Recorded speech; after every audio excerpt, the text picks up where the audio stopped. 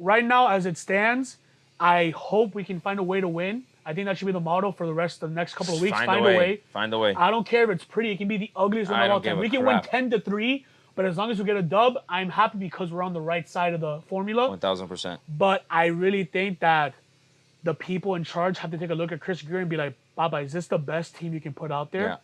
Like, we love you for bringing Ramsey and Hill. No, of course. Great moves, Papa. Those are awesome. Yeah.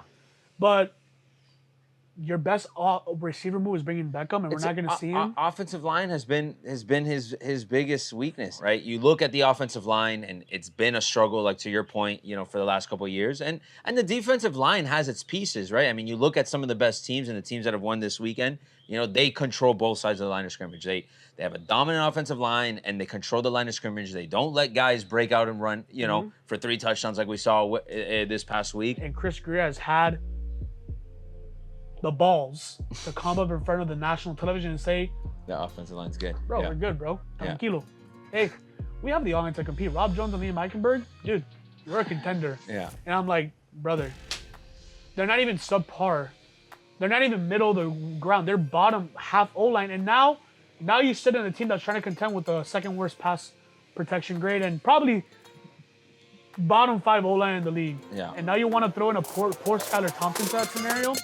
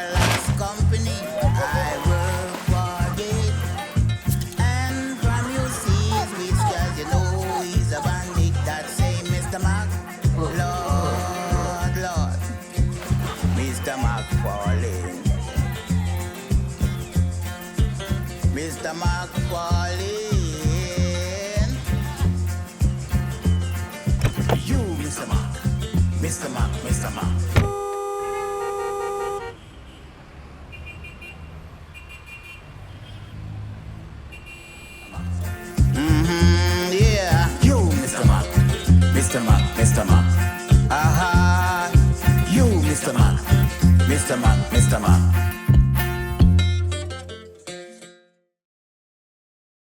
What is going on, everybody? Welcome back to another episode of Tranquilo Sports Talk. We are recording in the scorching heat today. It's a nice, balmy 164 degrees right now in Miami, Florida. It is our punishment for, just having a disaster of a sports weekend. We just want to add to the suffering. Yeah, I mean, you as a UM fan, you had a half decent weekend. No, we're okay. Yeah, I mean, we're not, like I said, we're not gonna.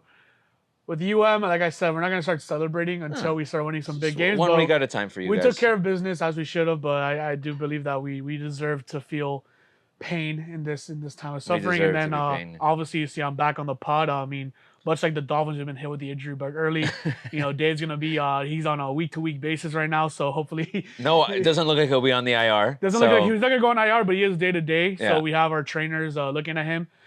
So I'm back. I'm back for 2 weeks in a row. Yeah, 2 weeks in a row. It's a pucha palooza right now. It might be becoming a replacement now at this point. But yeah, Dave, hopefully he gets better soon. Yeah. And he would be here to talk some FIU football. Mm-hmm. They had a devastating loss this past weekend to FAU, local rival. It was just a rough week of sports overall.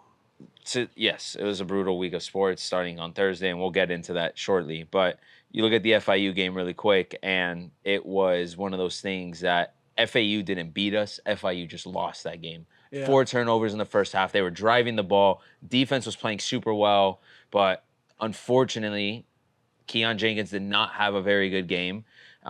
And when your quarterback has a game like that, 3 turnovers in the first half, it's tough to win. Bad decisions, you're not going to win a lot of games like that. Yeah. We saw the same thing happen, and we'll go right into it in the Dolphins game, Yeah. It was a disaster from the start. another primetime game, another kind of like opportunity for the Dolphins to show something. You know, it's week 2 at the end of the day, but you know, it's an opportunity to show something, show that you belong there in the top tier category, right? And fans showed out, everything there, all the hype was there, all the things that we know, and it was just a mess from the first drive.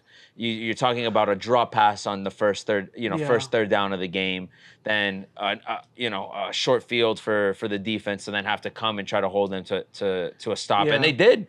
They held them. They got a big fourth down conversion that came on a pick play, and it was just a game where this is the momentum, and it just shifted completely from the first drive. It was bad to worse really quick, and I mean, I don't want to go off because, like you said, it's week 2, but I feel like a lot of Dolphins fans are frustrated right now, with good reason.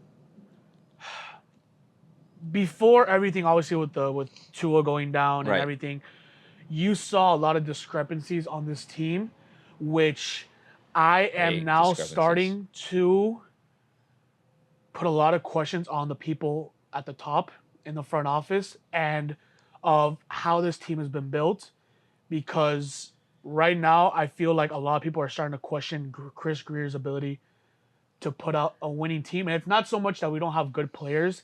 It's that depth. It's not even depth either. It's just that we have not filled holes that we have been hit the hardest.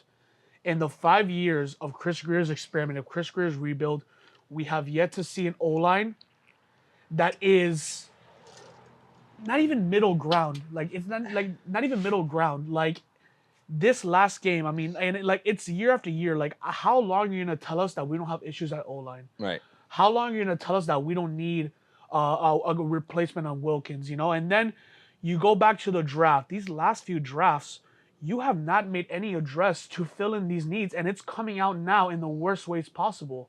Like, I am sorry, no team is going to contend with Rob Jones and Liam Eichenberg at guard. It's not going to happen.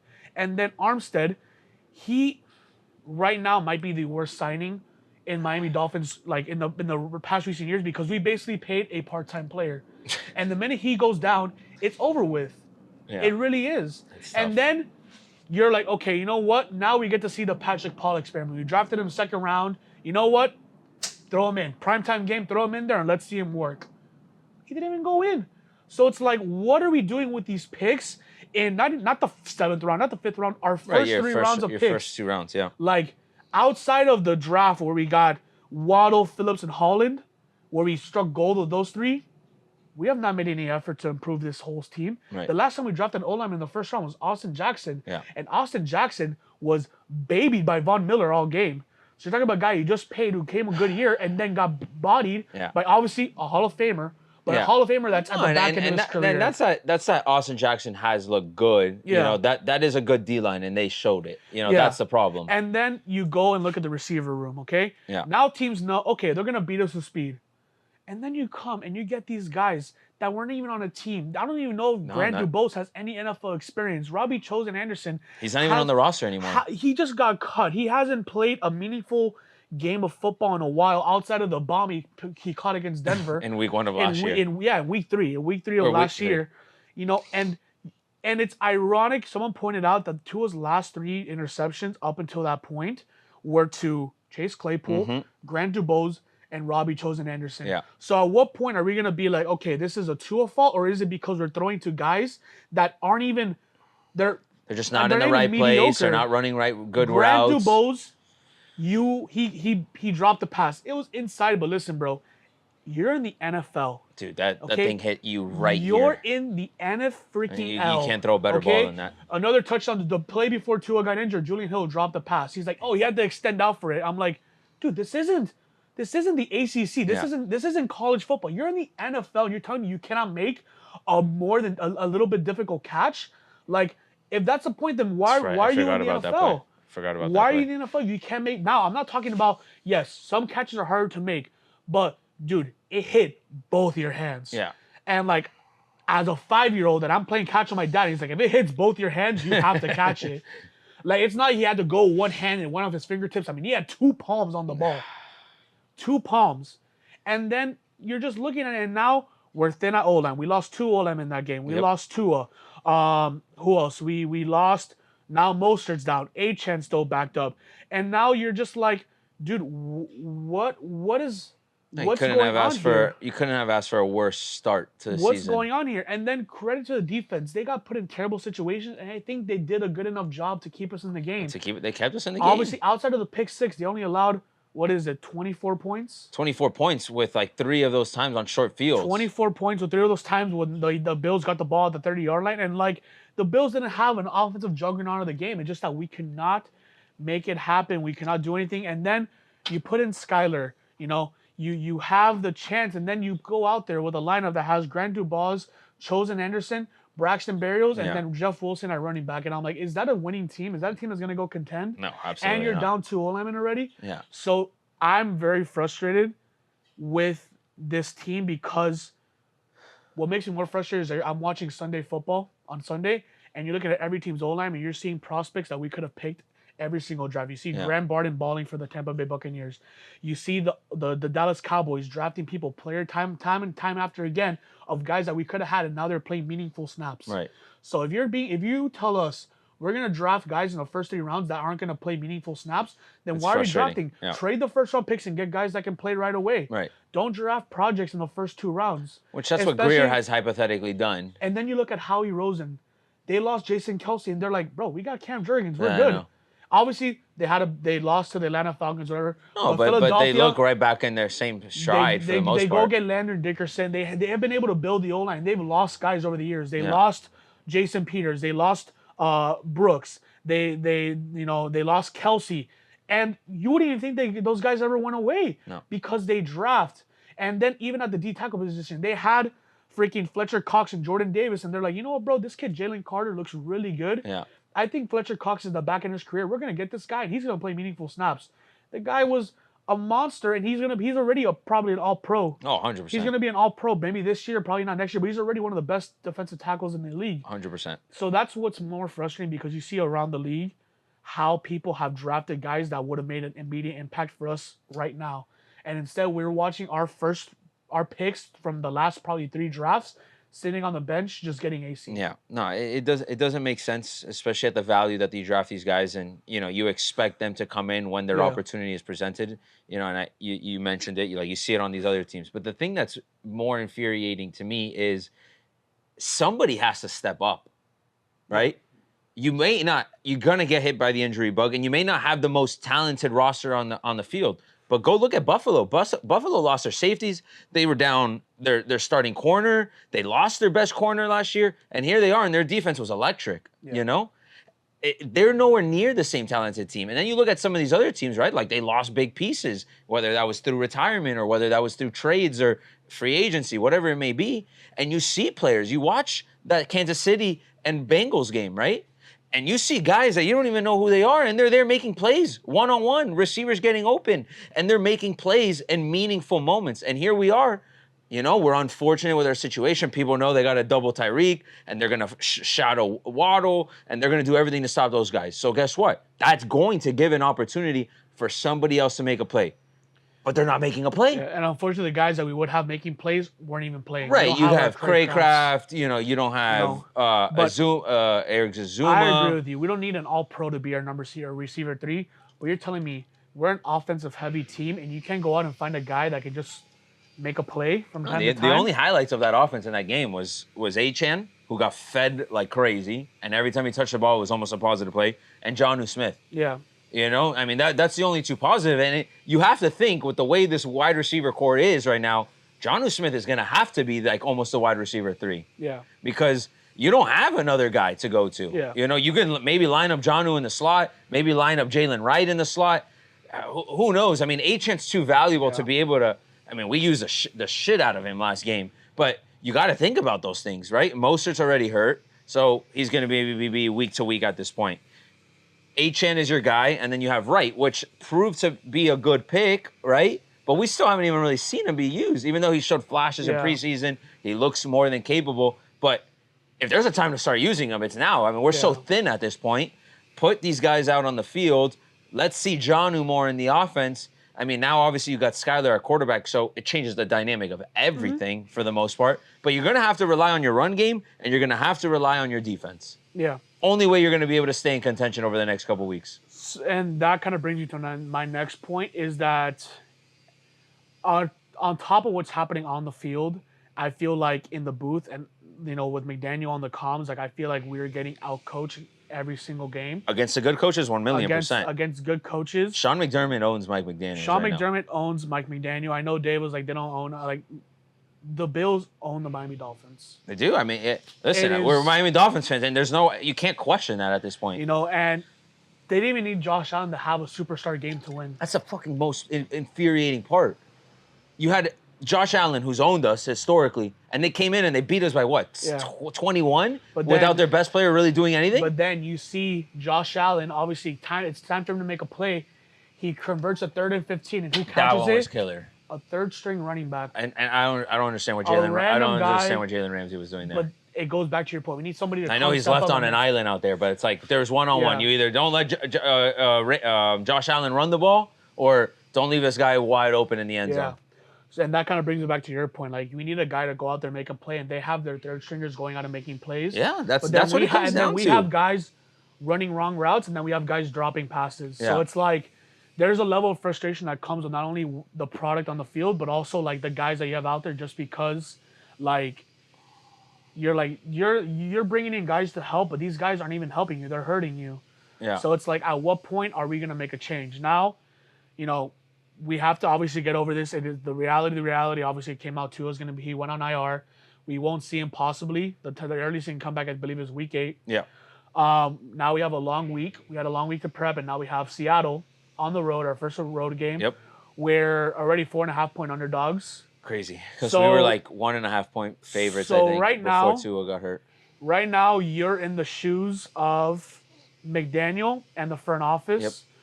What is the goal right now? Because I think someone put out a tweet. The next few quarterbacks we face Geno, Anthony Richardson, Jacoby Will Levis, and Jacoby Brissett. And now you're telling me that in those 4 games, we're not facing a superstar.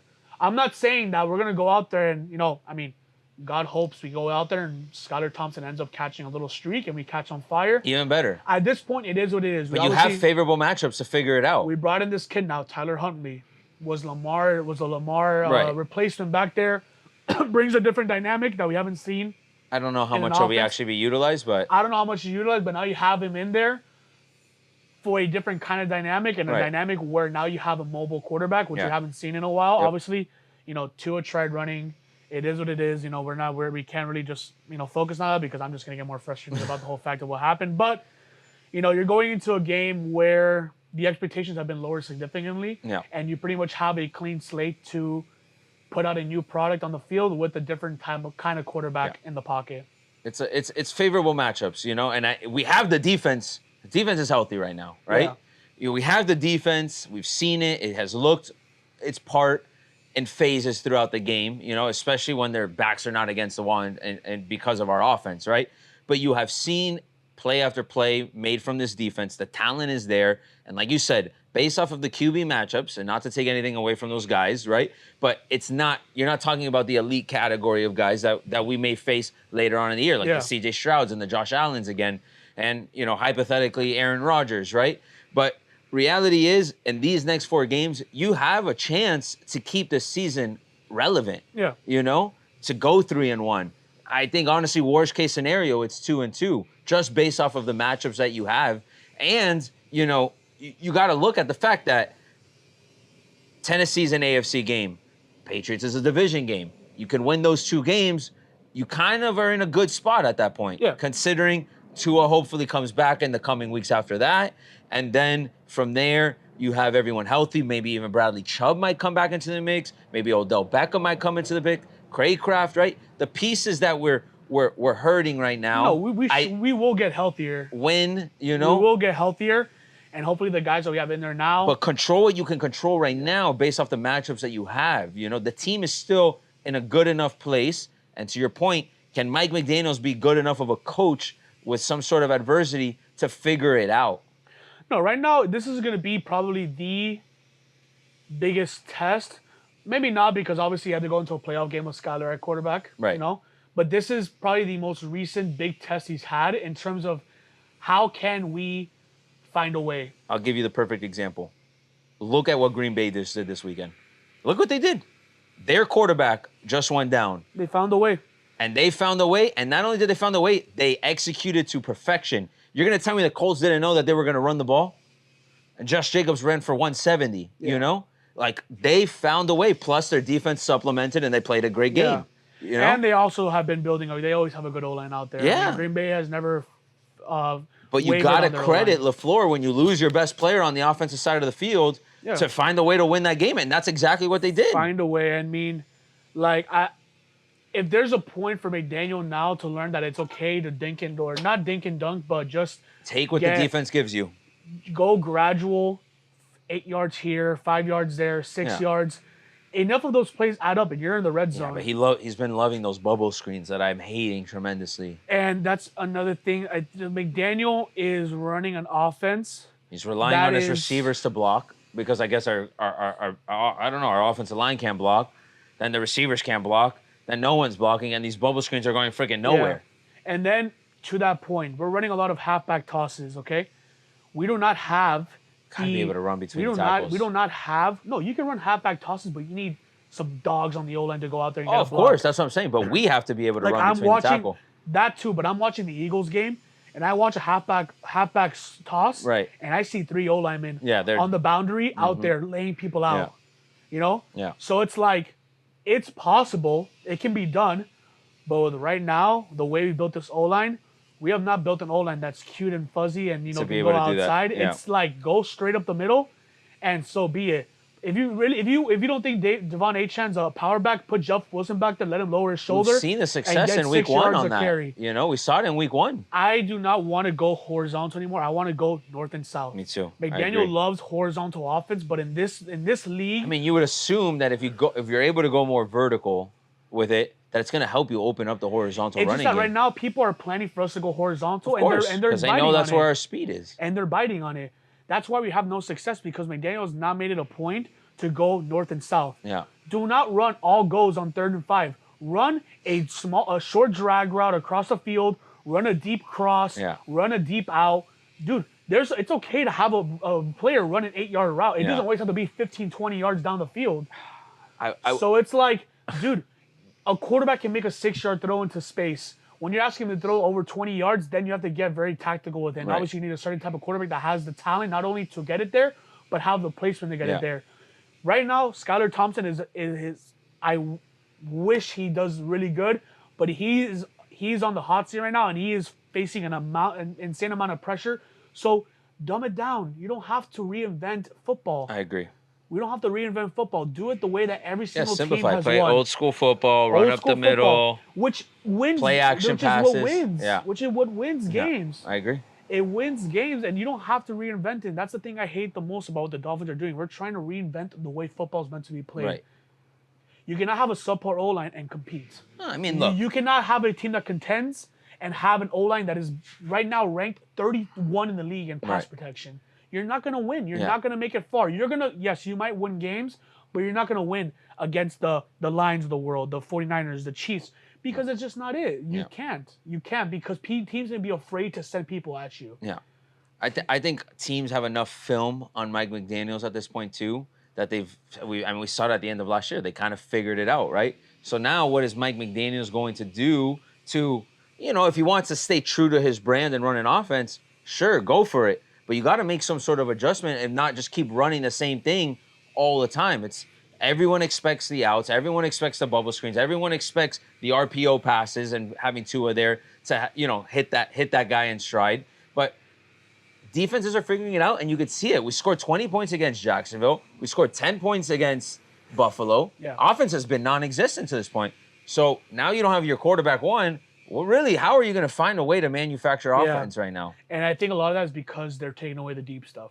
Oh, 100%. We saw it against Buffalo. There was not one time Tua could take a deep shot. It is very concerning to see that we cannot run an offense that has a 5-yard pass involved in it. If it's not over 20 yards, I feel like we're just not making an attempt to actually throw that ball. Yeah. So a lot of pressure on the Dolphins this week. We shall see. We're 4.5-point dogs. But so. I guess now is kind of a good time to kind of talk about the stuff that is unfortunate right now, which is what's happening with Tua. Yeah. You know, I think that obviously the Dolphins, the season's going to go on. You know, it's going to, football's still going to be played. You know, it is what it is. But in my point of view right now, it's come to a point that now I just want what's best for that person and him make the most informed decision with, I hope, the medical professionals that specialize in this to help him make the most informed decision about what's next for his life. Because if you don't think that quarterbacks throughout time have taken blows to the head and have probably played through it, I mean, you're just very ignorant. Right. Because I played a very low level of football, and there's times where I got my bell rung. Right, and you're shaking up. I feel it, but I'm getting back in the huddle the next play. 100%. And people are very frustrated about how he got injured. But in that scenario, you're down 21 points. It's the end of the third quarter. You score. It's a 14-point game going into the fourth quarter. Mm-hmm. When your defense has been able, when they have to drive the field, and dude, it's just the competitive side of football where it's like, I need to get this play and I need to get as many yards as possible. Yeah. And it was a little bit of a frustration angle to that, It was a frustration angle, but it's a competitor. I mean, you saw Baker Mayfield against the Lions. We see it. Baker Mayfield ran a touchdown where he had to run through people, and he was getting hit. But the competitive nature takes over, and you're like, I need to get this touchdown. You're never going to fault anyone for lowering their shoulder, trying to make a play. It's after the fact that they get injured that you're like, fuck, you probably shouldn't have done that. It's worse because of Tua's history. Right. If Tua didn't have this history behind him and he made that kind of play, people will credit him for putting his body on the line, which in the game of football, you have to put your body on the line to win these big games. It's a physical sport. What are you going to tell the guy not to play? Yeah, exactly. So, it's very unfortunate that we're back in this situation. Yeah. But for me, I just hope that he makes the best decision for him. He makes his best decision for his family. And if everyone tells him, bro, you can go back and play, dude, who am I to stop the guy from telling him at 26 years old to stop playing football? No, yeah, we're nobody. We're nobody in our place. So I guess what's your take on the situation? Yeah, no, I completely agree. I mean, you can't fault the guy for playing hard and leaving his heart and soul on the field. I do believe that it was a frustration run, and you're down at that point in the game, and Tua wanted to make a play. Tua knows that he can make a play. He's more than capable to make a play, and he believed in that moment that that was the play to make. And it was unfortunate. And then you add all the history stuff to it, then it just creates the narrative in the media. But at the end of the day, it's football. It's unfortunate, and Tua made a choice that led to a consequence, right?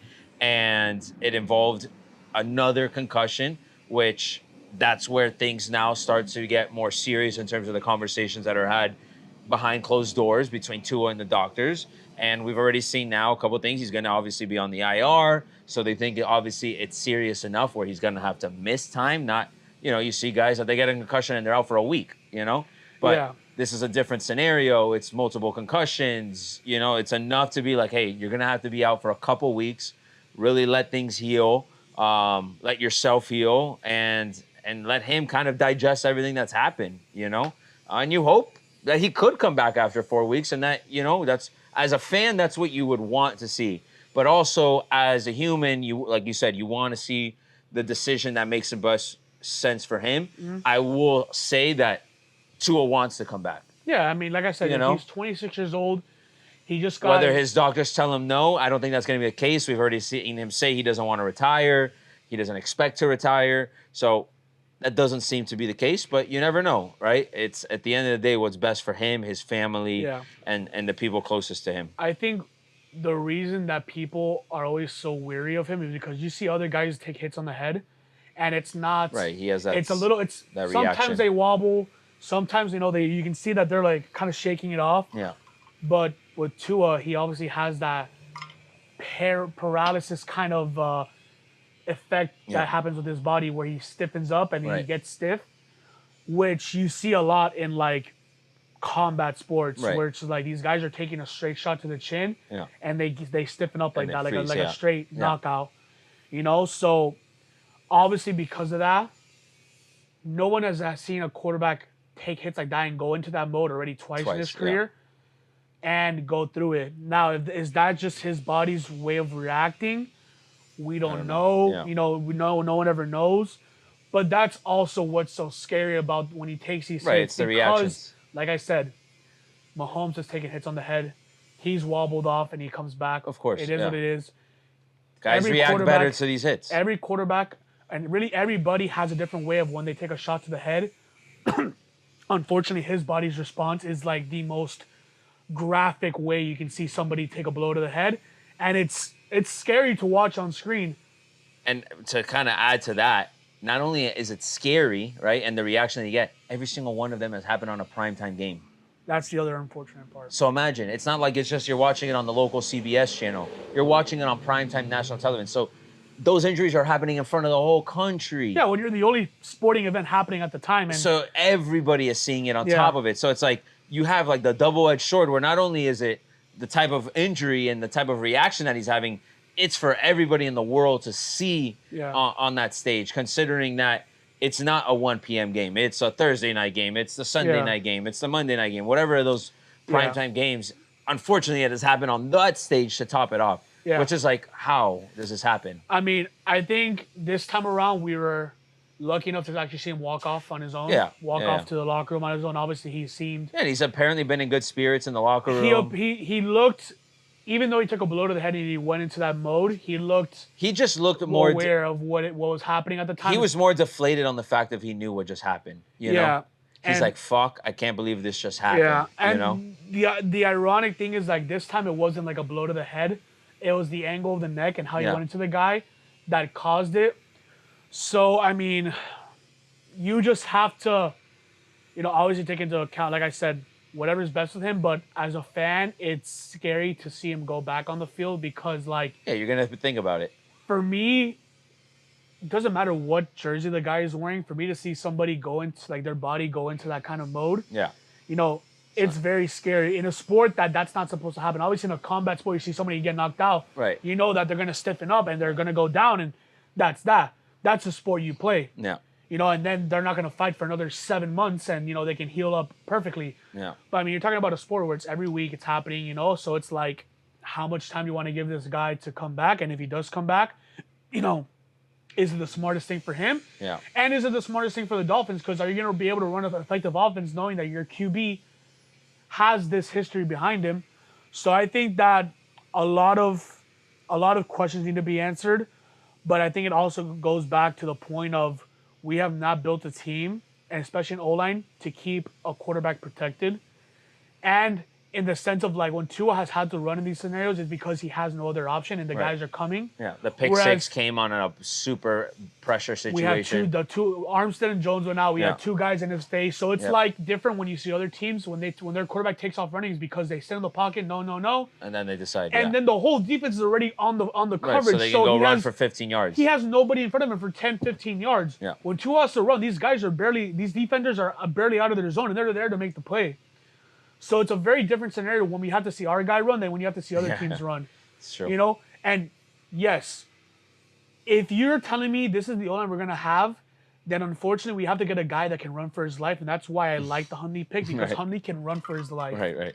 So if our offense is going to be like, find a quarterback that's going to run for his life, like he's getting chased by every single demon known to mankind, then do that. But any quarterback you put into this system is going to struggle because this protection is not built for you to go through your reads and to make an effective play, right? Because we saw him. He tries to go through his reads, but the amount of time he has to process, I mean, he literally has milliseconds to process this, whereas other quarterbacks can go 1, 2, 3, check down. 2, it's 1, 2, 3, check down.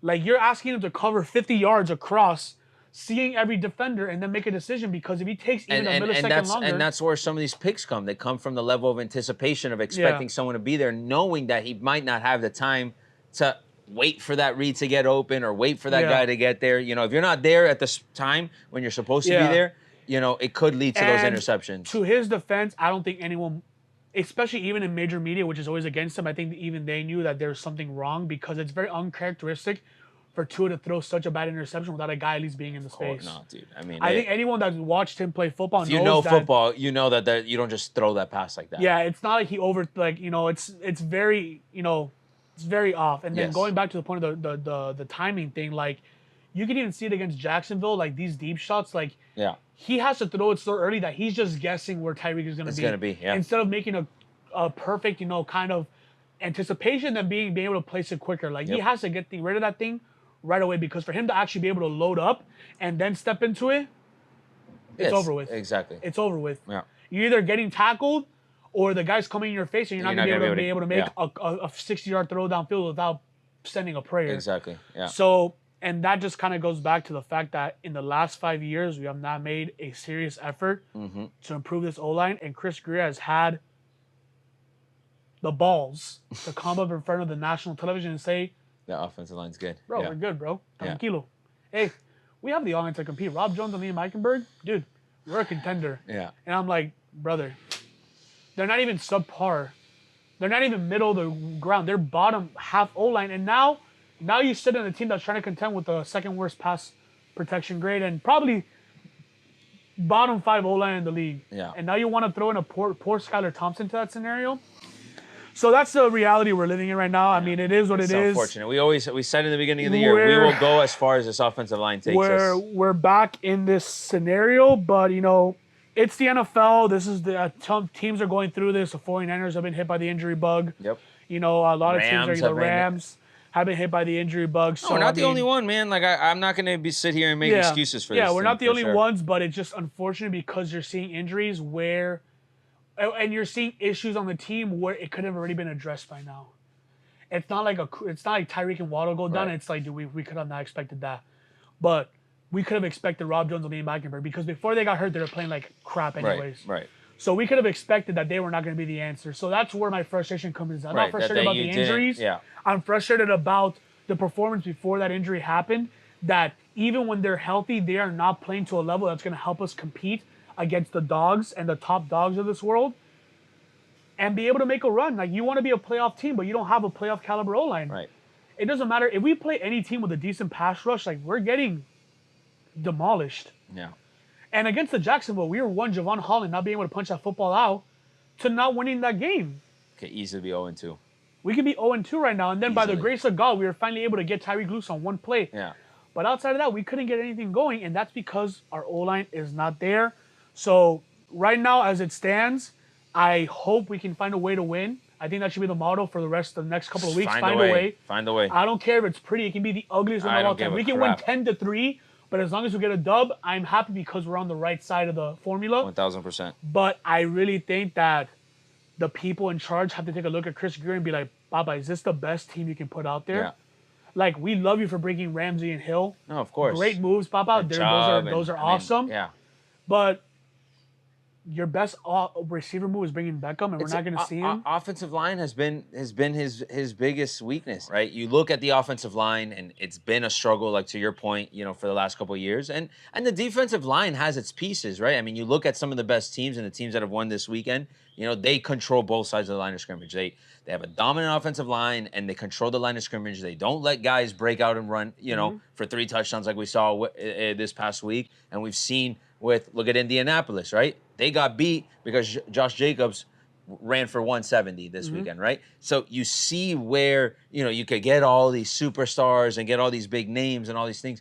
But reality is you need to find a way to control both sides of the line of scrimmage. And those are the teams that are going to compete and have a chance to win every single week. Yeah, and that's the reason you saw a lot of upsets this week too. I mean, Tampa Bay has one of the best O-lines around, and they beat the they beat the Lions on a big game. And Baker's playing great. A great game. Another team that just happened a couple of days ago that they have a very good O-line and beat a very good team is the Atlanta Falcons. Yep. Right, the Atlanta Falcons have been building that O-line, have been drafting guys for a while, and now with a great defense around it with a great defense around it as well. But that front seven was able to control Phillies. Yeah. Not control, but do enough to keep them in the game and not allow it to get out of hand. And you had a chance there at the end, and they did it. And that was a game that Atlanta would have never won last year. No, at all. I mean, that's a combination of also who's under quarterback as well. That's what I'm saying. Because of the Kirk Cousins now, they built the team based off of what they already saw they had last year. Similar to the situation with Baker Mayfield, if you have the O-line and the weapons around to make it happen, you can put a good quarterback in there. I'm not saying a Patrick Mahomes or Lamar Jackson, a guy that knows the game, has been around it, knows how to facilitate a team, and they can go in there and succeed, right? Baker Mayfield was cut by 2 teams before he landed the Buccaneers, and now Baker Mayfield he got paid. He got a really good contract. Now, obviously not to the extent of like Jordan Love's and stuff, but he got a contract that's going to set him up for life. It's fine. I believe it's the second big contract of his career, but dude, he made a home in Tampa Bay and he's running with it. And right now, Baker Mayfield looks great. Might be the most exciting story in the NFL because that guy is playing not only with balls, but he's playing with confidence. You know and who that else? Tampa Bay team is rolling right now. Another team in that division, New Orleans Saints. The Saints are rolling. Derek Carr looks good. Derek Carr looks like people have been ripping him, and I know he hasn't really done much over the last couple of years, but Derek Carr came out and went to go prove a point this past weekend. He was throwing the deep ball. He was facilitating. He was finding the open guys. Then you had the other side of the ball defense. You know, you find the common denominator in these teams, right? Good defense, good quarterback. Doesn't have to be a great quarterback. Good quarterback, and this is just about winning games. You know, when you want to go and talk about Super Bowls, there's a reason why Mahomes is Mahomes and has done what he's done. This is strictly succeeding. But there's a chance to win. 100%, and there's a common denominator because the Chiefs do it too. You know, they lost the pieces, but what do? They went and they built a good defense. Mahomes doesn't have to go put up 40 points anymore. If he can, but he doesn't have to. On that point, which kind of goes back to what I said about Chris Greer, Mahomes got killed in the Super Bowl against Tampa Bay. Mahomes got sacked. He got bullied. And what did Kansas City do that offseason? Never again will this happen. They go out and they draft a kid that will become the best center in the league. They go draft a top guard. They bring in Tyler Smith from Tennessee. They draft the O-line and listen, Mahomes, we are not going to let you get hurt again. We're not going to let you get bullied and embarrassed like that on a big stage. And what are they doing now? 2 straight Super Bowls. Not by coincidence, because they knew that the O-line was their biggest. The O-line was a weakness of that team. And dude, outside of that, they've also drafted fucking amazing. They got Trent McDuffie, now one of the best corners in the league. They got, obviously, guys out of nowhere. Rasheed Rice, obviously, with everything behind him, but Rasheed Rice is playing really good football right now. Xavier Worthy Isaiah Pacheco was a 7th-round pick that they let him play. They let him play, and that's the thing that I want Greer to do with our guys. Just let them get in. Let them get the snaps. We'd have never seen Pacheco if this guy didn't get hurt. Like, boom, hey, get in there, buddy. Exactly. Start getting some snaps. And unfortunately, he just broke his fibula this week, so that's tough. super there unfortunate. are a lot of bad injuries this weekend. I mean, Cooper's on the IR. Debo's hurt. Puka's hurt. Kittle went down. Kittle, I think he came back in the game. Amon-Ra got hurt. He got tweaked up, So a lot of injuries around the league, which, like we knew that's the NFL. Everyone's going to hit with the injury bug. But, you just have to, those teams also have to find a way to overcome and adapt. I mean, that's what it's about. So, I mean, it's week 2. A lot of football still left to be played. A lot of stuff to still be figured out. Thankfully, a lot of these injuries, especially with the Dolphins, happening earlier in the year instead of prime time when you need to win games. Like right now, rather it happen now than later for games, whatever it is worth. We are okay letting a game slide this week because you still have a whole season to make up for it. Whereas if you're in the playoff hunt and you need to win a few games to get yourself in, like when we lost 2 against Cincinnati, that was like mid-season. Yeah, exactly. Crucial time. So, it is what it is. Regardless, we move on. NFL is crazy. But, find a way. Find a way. I think a lot of teams are saying that about themselves, but especially the Dolphins. Find a way, win a couple games, and just give yourself a chance so that if Tua does come back, we have a team that can go out there and, make a run. Because right now, the AFC is wide open. It's wide open. There's no time to panic. It's unfortunate, everything that's happened, but you find a way. You control the damage, and you give yourself a chance. And the good thing is that we can get our get back with the Bills. Yeah. We have our get back game. Yeah. We have our get back. So, let's figure it out. Do what we got to do. Bring in pieces. Bring in guys that can help us compete in. Let it be. But, do you have anything else for NFL there? No. I think that's it. There's not much I got it off my chest. I got the stuff off my chest. But I'm optimistic about it. I think our defense. I'm really convinced about our defense. Yeah, I think that's what's gonna really has a chance to carry us through. I do think we miss Wilkins, but I think that we'll be okay. I think we still got pieces. We're not gonna lose because of our defense this year. I think that our defense will keep teams under control, and that they'll give. And if you can win because of them, even better. Yeah. So transitioning now. I guess we can. I know you touched upon FAU a little bit. I guess we can talk a little bit of college football and kind of what happened in this week. I mean, I don't really have much to talk about on the college football I know side. you don't want to talk about your boys up in Tallahassee. No, I mean, what is there to talk about? They stink. I mean, it is what it is. Well, for my fans watching, goes into a game that a lot of people actually are pretty excited about. We're going up to Tampa to play USF. Yeah, you're excited to play USF because you haven't played anybody yet. So I think, and bro, USF is talking. They're talking smack. Good for them. They're talking smack. So I'm excited to see us go in there. Obviously, USF had that good performance against Bama, where they made some noise up until they're in the fourth quarter that they kind of got away from them. But, an exciting game to go up against a team that's better than anything we pretty much faced up until now. And, overall in the college football landscape, Kentucky gave Georgia a run for their money. I think that game was almost lost. We have a new number one in town. Texas now is number one. With Archie Manning at UM QB. is up to now number 8 in the country, so we're rising in the rankings. Archie Manning looks good, by the way. Archie Manning looked really good in that game, so I think Texas is going to be good for a while. But sticking on that point of college football, I guess we can kind of go into our picks.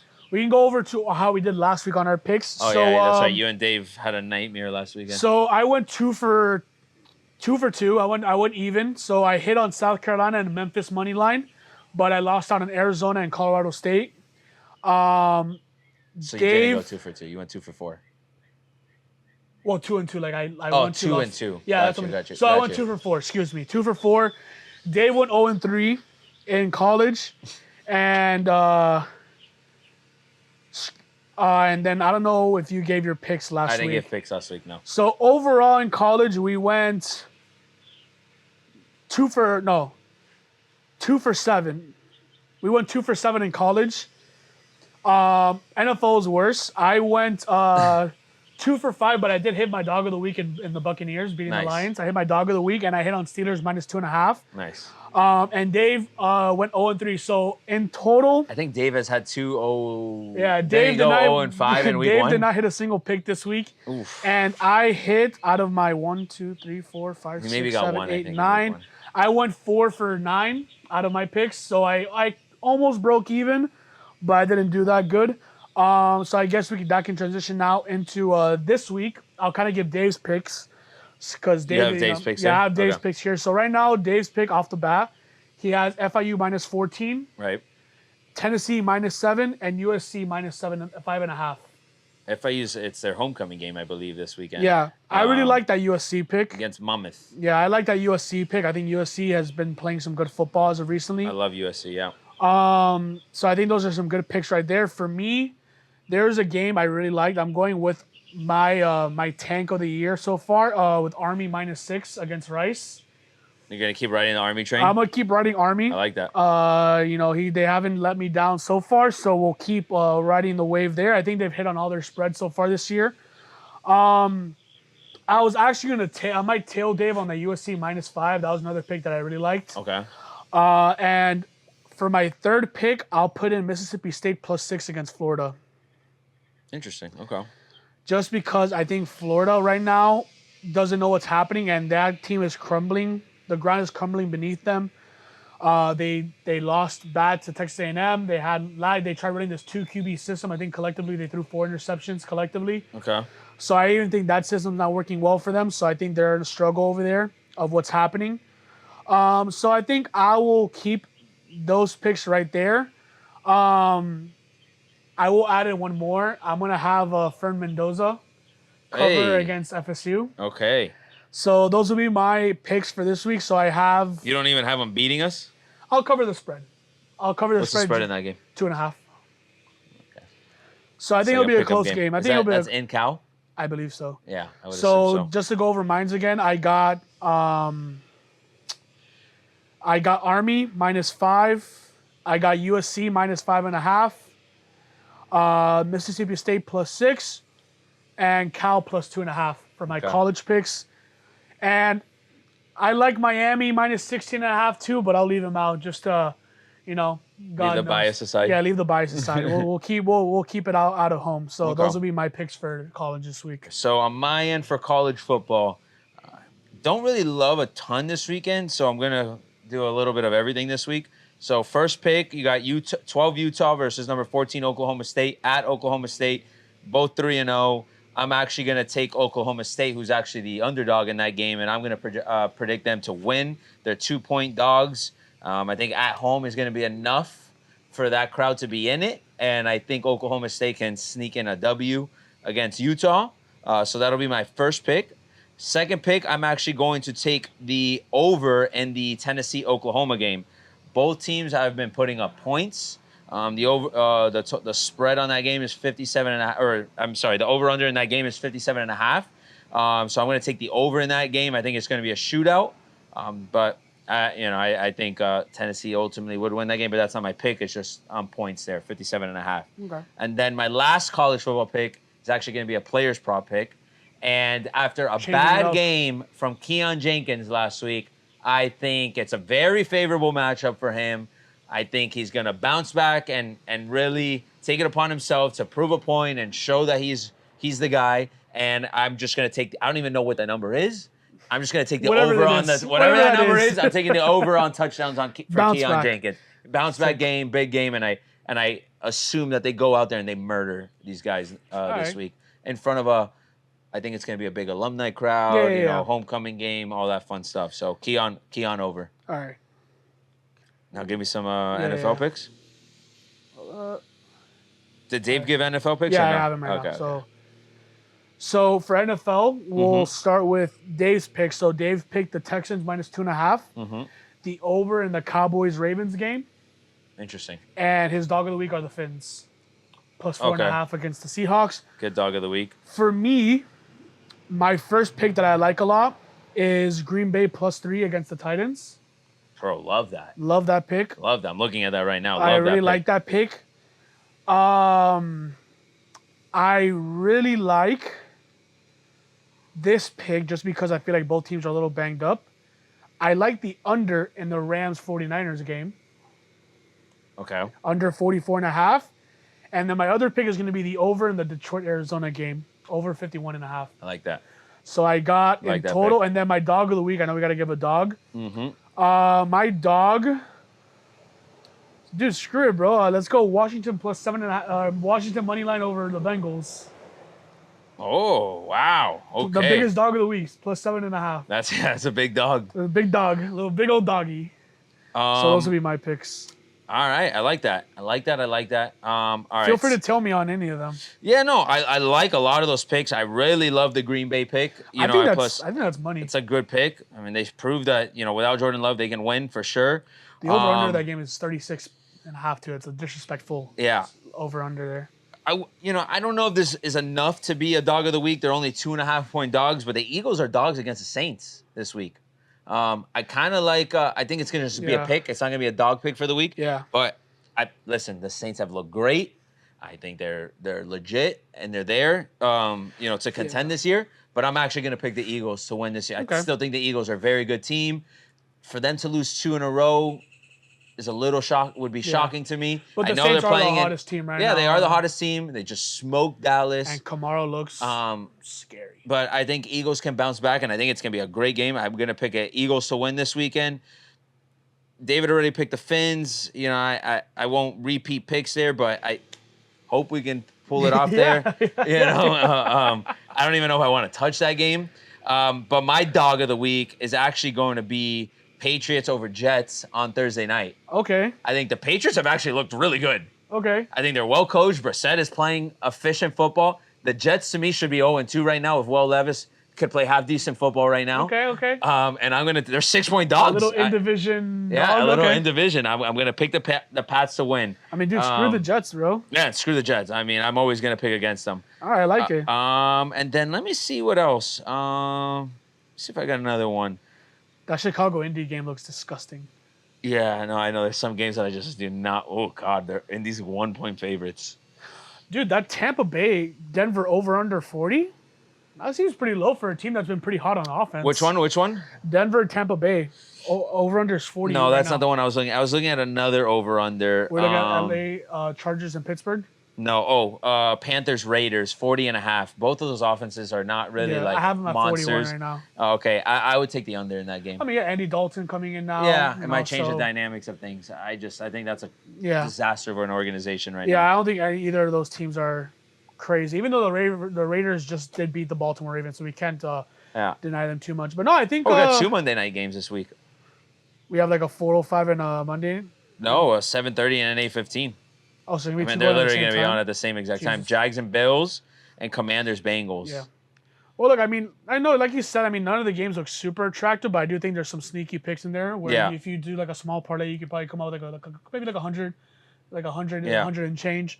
So, I mean, I am going to be curious how the Vikings play against the Texans this weekend. What I was looking at, bro. I was looking at the Vikings plus 2.5. They just went in and beat the 49ers. Sam Darnold looks playing efficient. They're playing in Minnesota. I think the question mark there is Justin Jefferson's health. True. That's a good point. I know he did go down, so I think that's why I'm like weary about it. That's why I think the Texans kind of have a little bit favored to it. But regardless, I mean, I think that can be a very competitive game. I think it could be a close game.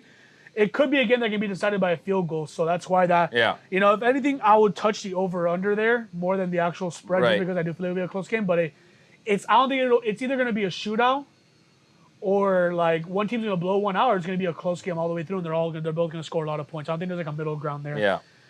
But I mean, it's a good slate of football next week. Chargers Steelers, very intrigued by that too. Kansas City Atlanta. I think Kansas City smokes them. Yeah. Yeah, I mean, no, dude, a lot of good football to be played next week. We'll see. I mean, that Atlanta defense is good, but I just think see. It'll be a game for a little bit. The time that we release our Thursday night game this week is the Pats game.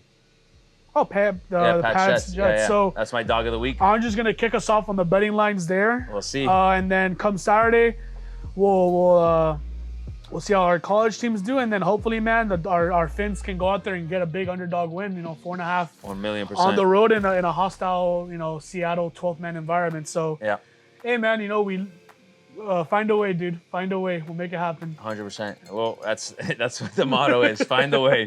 Let's go, boys. Fins up. Love you, Dave.